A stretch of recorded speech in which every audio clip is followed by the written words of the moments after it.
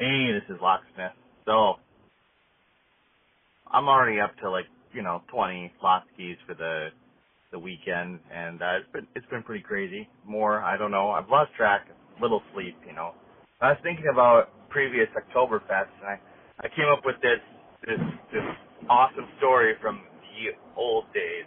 This was, I don't know, I want to say 4 years ago. I was driving around in my little red van that I had, going around and unlocking stuff. I was over in the college neighborhood, and there was this one dude, blonde hair, about, 6 foot, big guy.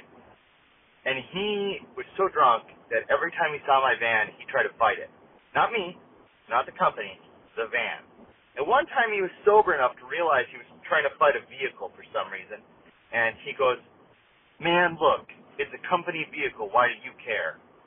And I said, "Dude, I own the company." And then he punched the side of my van so hard he dented in the door a little bit.